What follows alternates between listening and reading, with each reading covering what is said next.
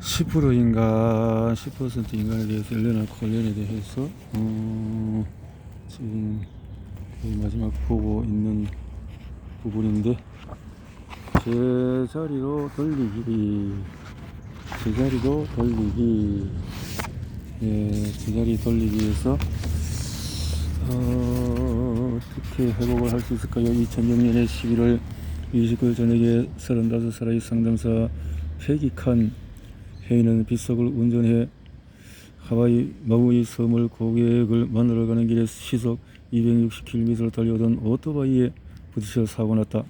패기는 부서진 차 안에서 갇힌 채로 머리와 입에 피를 흘렸으며 의식이 거의 없는 상태. 사고를 낸 젊은이는 부서진 오토바이 차 내에 숨졌다. 2011년 머리와 다리와 부상을 치료하기 위해서 여러 번 수술했지만 결국 패기의 왼쪽 발은 괴사했다. 폐혈증 때문에 생명까지 위독한 상황이라 패기는 어쩔 수 없이 발을 절단하고 발목뼈를 접하는 수술을 했다. 그런데 수술 3일 후에 패기는 구토와 설사를 심하게 하며 격한 통증을 느꼈다. 간호사가 놀라서 다음날 의사를 불렀다. 의사는 패기가 마취제, 항생제, 진통제 등 처방된 약물에 반응을 보이는 것일 뿐이라고 말했다. 그날 저녁 의사는 패기에게 몇 가지 약을 주고 개원시켰다. 몇 주 후 바로 통증은 여전했지만 상태가 나아지길 바라는 희망으로 패기는 진통제를 끊었다. 하지만 상황은 전혀 좋아지지 않았다. 다음날 아침을 시작으로 패기는 2달간 하루에 최대 30차례의 설사를 쏟아냈다. 무기가 20%나 줄었고 머리카락도 빠졌다. 정신은 혼미했고 눈도 잘 보이지 않았다. 주치의는 전형적인 아편 금단 증상이라고 주장하면서 과민성 장 증후군이거나 위산이 역류하는 것일 뿐이라고 말했다. 패기는 병의 원인을 모르는 채 약으로 엉터리기만 하는 것은 상황을 더욱 악화시킬 거라는 판단으로 설사약을 거부했다. 몇 달 후 패기는 자신의 발을 수술했던 병원에서 소화기내과 전문의를 만났다. 결장 내시경 검사 결과 마침내 패기의 끔찍한 설사를 일으킨 원인이 밝혀졌다. 클로스트리디움 디피실리, 즉 CDF에 감염된 것이었다. CDF는 사장에서 언급했던 아주 지독한 박테리아로 생명을 위협하는 감염을 야기한다. 이것은 보통 병원에 숨어있다가 사람의 굉장한 장소로 들어간다. CDF는 다른 미생물을 따돌리고 병원 청소 직원의 눈을 속일 수 있는 몇 가지 특징이 있다. 우선 지난 몇십 년 새로운 견주로 진화하여 내성이 강해지고 더 위험해졌다. 아마도 그동안 CDF 치료를 위해서 사용된 항생제와 박테리아 사이의 군비 전쟁 과정에서 돌연변이체가 나타났을 확률이 크다. 현재로서는 CDF가 앞장서 가고 있다. 또 한 가지 속임수는 CDF뿐만 아니라 체내의 미생물 중에서 최대 3분의 1과 그 밖의 병원균들에서 공통으로 나타나는 특징인데 바로 포자다. 위협을 느낀 아르마딜로가 몸을 바짝 웅크려 공 모양으로 만든 후 갑옷 껍데기로 무장하는 것처럼 CDF는 주변 환경이 척박해지면 자신을 두꺼운 보호막 속에 집어넣어 살아남는다. 항균, 세제, 위산, 항생제의 극단적인 온도 변화 속에서도 CDF는 포자 안에서 몸을 안전하게 유지하며 위험이 지나갈 때까지 기다린다. 패기의 상황은 CDF 감염의 전형이었다. 패기는 발수술을 받는 동안에 항생제를 투여받았고 CDF의 근거지인 병원에서 여러 날을 보냈다. 항생제는 상처에 감염을 치료함과 동시에 폐기의 장 미생물을 파괴해 CDF의 침투에 무기력하게 만들었다. CDF는 초토화된 폐기의 장 속에서 유익균이 다시 증식을 이어 보호층을 만들기도 전에 잡초처럼 자라나 장 전체를 장악했다. 소화기내과 전문의는 폐기에게 고용량의 항생제를 처방했지만 CDF가 너무 깊이 뿌리 내린 상태라 오히려 증상을 더욱 악화시킬 뿐이었다. 폐기는 시력과 청력이 약해지고 체중이 위험한 수준까지 떨어졌다. 폐기와 폐기의 남편은 CDF를 몰아내기 위해서는 과감한 선택을 할 때가 되었다는 사실을 깨달았다. 문제는 어떻게 하느냐 하는 것이었다. 폐기 칸 회의의 딜레마는 CDF 환자들에게 특별한 것이 아니다. 소화기 질환을 앓고 있는 사람들이나 망가진 미생물 생태계에서 기인한 질병을 앓고 있는 사람들에게 상처를 치유하고 건강한 미생물 친구들을 다시 불러올 방법을 찾는 것은 매우 중요한 문제다. 양질의 식사를 하고 불필요한 항생제 처방을 받지 않는 것은 건강한 미생물 총을 유지하기 위한 근본적인 예방 책임에 틀림이 없다. 그러나 이미 몸 안에서 파괴가 시작되었다면 어떻게 하겠는가? 터줏대감들이 떠나고 몹쓸 기회주의자들이 그 자리를 차지했다면 어떻게 하겠는가? 면역 시스템이 적과 악원을 구별하는 능력을 상실했다면 어떻게 하겠는가? 한때 번성했던 미생물 집단의 잔해를 붙잡고 있는 것은 버려진 폐가의 마당에 서 있는 말라 비틀어진 나무에 물을 주는 것과 별반 다를 게 없다. 이럴 때 선택할 수 있는 것은 한 가지, 다시 시작하는 일밖에 없다. 땅을 걸고 새로운 씨앗을 뿌려야 한다. 새롭게 뿌려야 된다. 자가 중독 이론. 1908년에 러시아 생물학자 엘리 메치니코프는 본인답지 않은 긍정성을 보여주는 책 제목으로 출간했다. 메치니코프는 2번이나 자살을 시도한 적이 있다. 한 번은 아편 과대복용으로, 한 번은 과학계의 승리자가 되려는 열망에 차 스스로 열대지방의 희귀열에 감염된 것이다. 그러나 그의 세 번째 책 생명의 연장에서 메치니코프는 죽음을 제쳐가는 것이 아닌 죽음을 늦추려고 노력한다. 아마도 그는 생명의 마지막을 앞두고 필연적인 죽음에 맞선 자신의 나이든 영혼을 고양하기 위해서 이 책을 썼을 것이다. 메치니코프는 이 책이 출판된 같은 해에 면역계에 대해 그가 이런 업적으로 노벨상을 받았다. 그는 그의 선조인 히포크라테스와 죽음은 장위에 들어와진다는 생각을 같이 했다.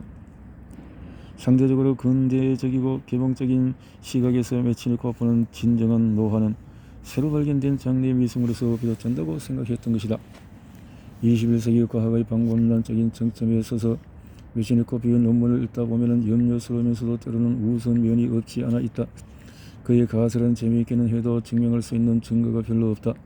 메치니코프는 박쥐의 몸에는 대장이 없어서 미생물이 거의 살지 않기 때문이다.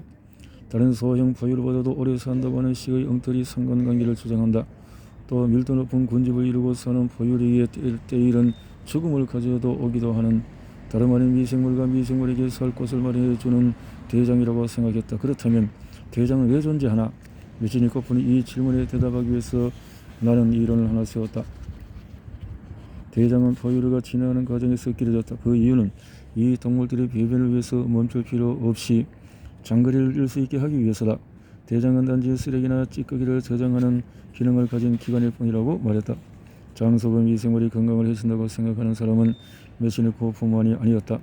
여러 신체적이고 정신적인 질병의 원인을 설명한 새로운 가설이 의사와 과학자 사이에서 빠르게 퍼져나갔다.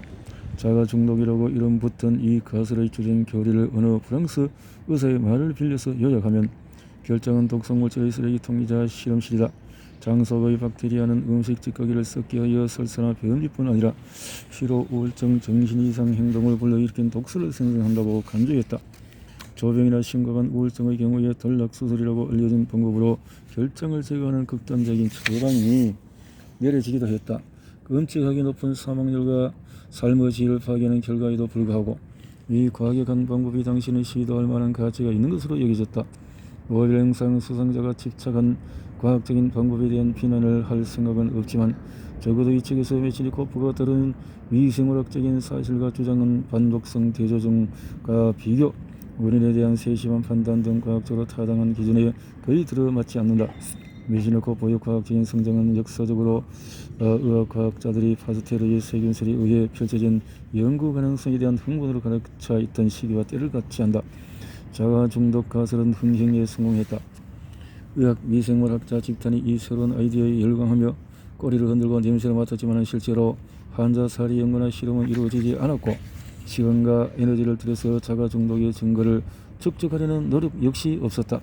그런데도 20세기 초에 언론과 대중 많은 사기꾼들이 자가 중독 유행에 편승하였다. 끔찍한 결장 절제술이 아니더라도 해로운 박테리아를 제거할 수 있는 여러 치료법이 나타났다. 그 중에 하나가 관장이다. 소위 메디스파라는 곳에서 주로 행해진 이 방법은 현재 의학계에서는 별로 인정받고 있지 않다. 또 다른 방법은 매일 일정량의 적은 박테리아를 먹는 것이다. 바로 우리가 현재 프로바이오틱스라고 부르는 살아있는 박테리아다. 메치니코프의 인간 수명 연장에 대한 발상은 불가리아 학생들에게 들은 소문에서 시작이 되었다. 불가리아 농부 중에는 100세까지 장수하는 사람이 많은데 그들의 장수 비결은 농부들이 매일 마시는 요거트라는 시큼한 우유라는 것이다.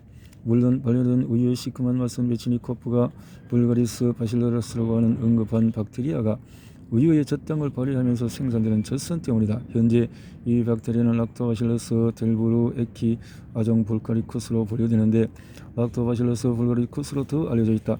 메시니코프는 이 젖성균이 장을 살균하고 노화와 죽음으로 안내하는 유독한 생물들을 죽인다고 믿었다. 락토바실러스 불가리쿠스 또는 다른 견진 락토바실러스 아시도필러스가 들어있는 정제 알약과 음료수가 가게에 배치되었다. 그리고 놀라운 효과를 주장하는 광고들이 의학 저널과 신문을 가득 채웠다. 놀랄만한 경험을 기대하세요. 우울함과 무기력을 떨쳐버리고 시스템 전체에 새로운 활력을 불어넣으세요라고 어느 요거트 회사가 주장한다. 자가 중독은 곧 의사와 대중들에게 널리 받아들여졌고 20세기의 첫 몇십 년 동안 프로바이오틱스가 대유행했다. 그러나 프로바이오틱스 산업은 오래가지 않았다. 자가 중독이 이루는 과학적 사상 누각이었고 그 위를 거대한 프로바이오틱스 산업이 짓누르고 있었다. 각각의 가설한 장점이 있을지 몰라도 그 가설이 모여서 형성한 구조물은 아주 미미한 과학적 증거로만 연결되어 있어서 응성하기 짝이 없었다. 과거의 병원성 미생물과 정신질환의 연관성을 연구하는 분위기가 조성될 무렵 프로이트의 정신분석학 이론이 유행하면서 그 싹을 잘라냈던 것처럼 이번에도 프로이트와 그 추종자들이 자가 중독의 모래성을 날려버렸다. 하지만 아이러니하게도 그 자른 정신분석학과 오이디푸스 컴플렉스라는 더 해로운 사상 누각에 의해 대체되었다. 사상, 정신분석, 컴플렉스 이런 것들이 대체되고 있었다는 거죠. 실제적인 에서 벗어났다 이 말이죠. 자각중독 1억을 무너뜨린 주요 인물은 월터 엘브레즈라는 캘리포니아 의사였다. 메시니코프의 미생물 아이디어를 뒷받침하는 것보다 더 나을 것도 없는 증거들을 바탕으로 엘브레즈는 정신분석적인 관련된 것이라면 모조리 흡수하였다. 엘브레즈는 자신의 몸에 일어난 증상을 두고 자가중독을 운운하는 환자들을 정신병자라고 매도하면서 진료를 거부하고 모조리 돌려보냈다. 또한 엘브레즈는 의학적인 관점이 아닌 환자의 성격이나 외모를 보고 진단을 내리는 경향이 있었다. 예를 들면 편두통에 걸리는 여성은 작고 날씬한 몸매에 가슴이 발달한 특징이 있다고 하면서 동료 의사들에게 그런 외모를 가진 여성을 찾아 증상을 확인해 보라고 권하기까지 했다. 당시 의사들은 가장 기본적인 소화계 장애인 변비조차도 골칫거리는 미생물이 일으킨 결과로 보지 않고 항문기 고착과 결합한 만성 심기증에서 염려증에서 비롯된 것으로 간주했다. 미생물이 일으킨 결과를 보지 않고 당시에 자가중독과학은 철저한 증명과학을 거치지 않았다. 아마도 그 시대의 미생물학자들은 미생물을 연구할 기술이 없었기 때문일 것이다. 그렇지만 사기꾼들 사이에서는 관장지나 의심스러운 미생물로 만들어진 요거트가 나름 좋은 사업 아이템을 통했다. 그러다가 2003년이 되어서 정신건강 장애를 예방하는 데 있어서 프로바이오틱스의 가치가 용감한 과학자 그룹에 다시 논의되었다. 이번에는 프로파이더적 사고와의 죄책감에 얼매인 구름이 거친 연구 풍토에서 프로이트적인 사고에서 풍토에서 DNA 염기 서열 분석 기술과 동료 과학자에 의해 평가 시스템으로 무장된 여건을 갖추고 있었다. DNA 문제인가 정신 문제인가 이러는 사이에 그 미생물의 접근이 자꾸 멀어졌다 이 말이죠. 프로바이오틱스는 식품이나 정되는 대로 슈퍼마켓에 진입되기 위해서 꾸준히 버텨왔음에도 불구하고 최근까지도 과학자들 관심에서 멀어져 있었다. 이제 또다시 프로바이오틱스 산업은 꽃을 피우고 있다. 일부 프로바이오틱스 상표는 누구나 들어서 알고 있을 정도다. 많은 요거트 제조사들은 효과를 확실히 보장한다는 말을 삼가는 대신에 영리한 마케팅 전략을 이용한다. 제조사들은 만약 아침마다 락토바이러스로 강화된 요거트를 한 잔씩 들이킨다면 복부 팽만이 사라지고 생기 불안한 기분을 느끼면서 똑똑하고 상큼하며 깨어있고 행복하고 건강해질 것이라고 은연중에 광고를 한다.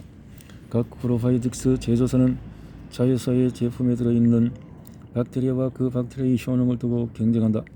프로바이오틱스 제조사는 고유한 효능을 나타내는 유전자와 전주의 특정한 조합을 제조하고 판매하는 권리를 확보하기 위해 특허 출원을 한다. 예를 들어 락토바실러스 람노소스와 프로바이오닉스 박테리움의 조합은 대장균 0157을 몰아낸다. 또는 락토바실러스가 다이얼 켈리소서로바이드와 합해지면 여드름과 전쟁에서 승산이 있다. 진례 pH 균형을 조절하기 위해서 9가지 락토바실러스 종과 2가지 비피도 바이러스 박테리아 종을 섞어서 만든 질자제도 있다. 신생아의 알레르기 예방을 위해서 임산부에게 적합한 락토바실러스 파라카세이 변종도 있다. 지금까지 모두 좋다. 그러나 특허 출원에도 불구하고 대부분의 국가에서 의약품관리법에 따르면 박테리아를 포함한 제품이 질병의 위험을 줄일 수 있다고 선전하는 것이 금지되고 있다.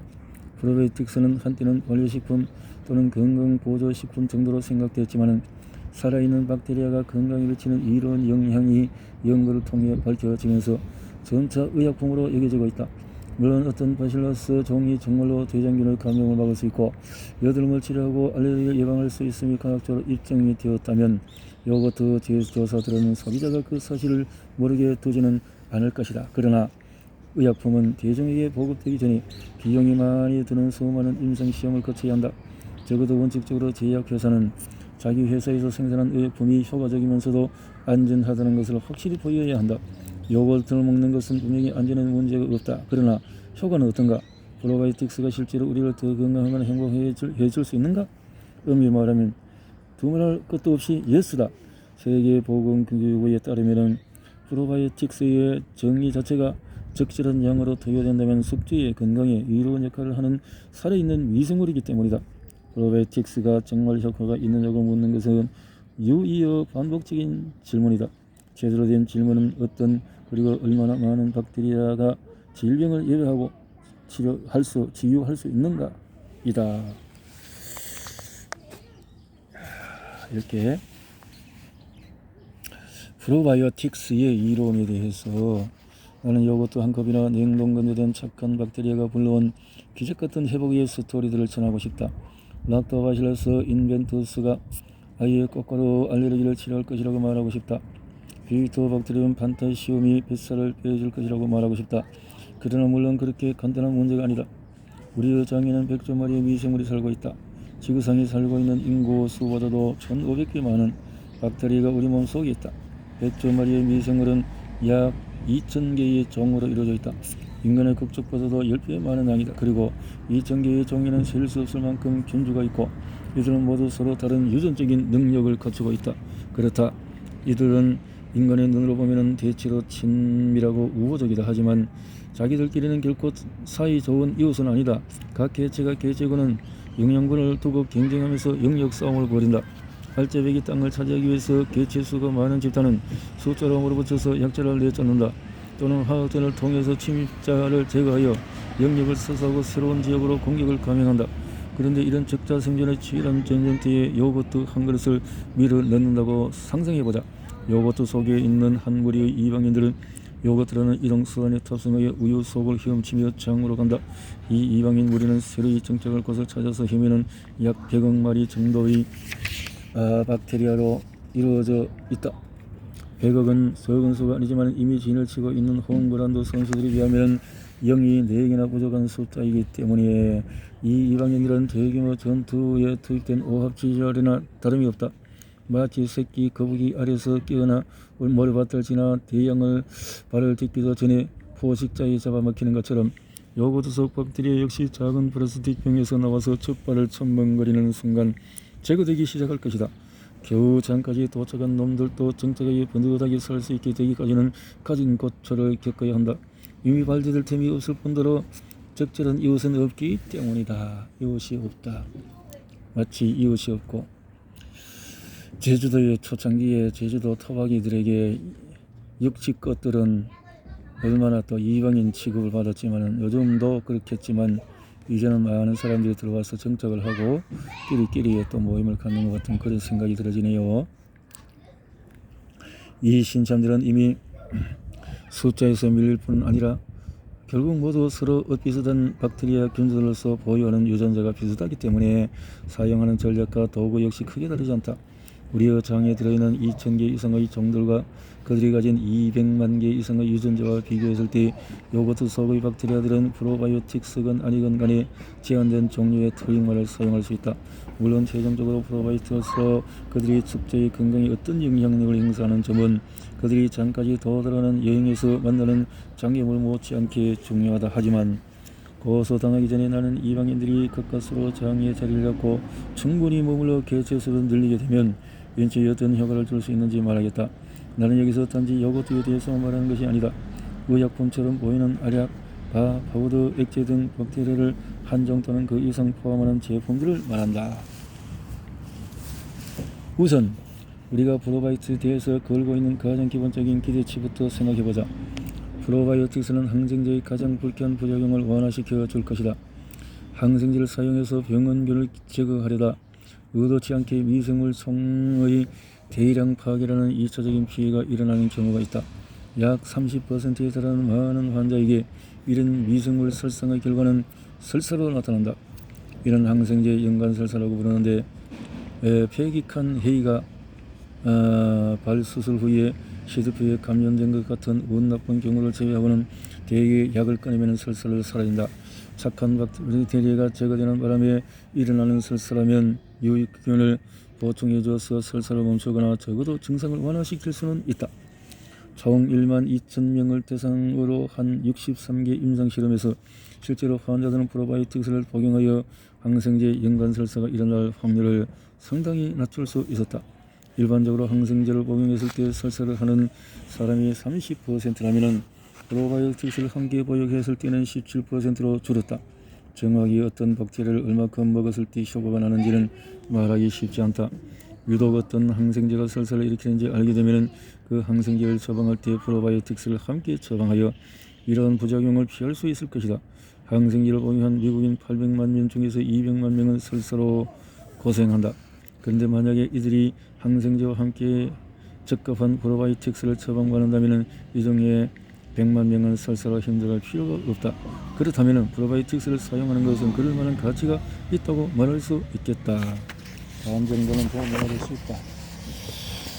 반 정도가 도움을 받을 수 있다. 이 유선균을 통해서. 그리고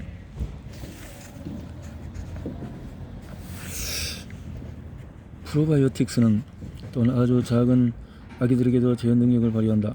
때로 아기들이 겨울수를 채우지 못하고 너무 일찍 태어난 경우에 그들의 장은 죽어간다. 위수가이들에게 예방 차원에서 프로바이오틱스를 준다면 사망의 위험을 60%까지 낮출 수 있다. 또한 감염성 설사를 하는 아기와 아이들에게 락토바실러스 람노소스 제지를 처방하면 병을 앓는 기간을 줄일 수 있다. 그렇다면 좀 더 복합적인 병은 어떤가? 이미 몸속에 자리를 잡은 질환들에 대해서는 프로바이오틱스가 어떤 효과를 보일까? 제1형 당뇨병이나 다발성 경화증, 자폐증처럼 완전히 몸을 장악한 자기 면역 질환이나 정신건강장애의 경우에 프로바이오틱스의 효과를 보기에는 프로바이오틱스의 힘이 미미하거나 시기적으로 너무 늦어버렸다. 췌장의 인슐린 분비 세포가 이미 공장문을 닫았고 신경세포는 이미 신경초가 벗겨졌으며 발달 과정 중의 뇌세포는 이미 진로를 벗어나 버린 것이다.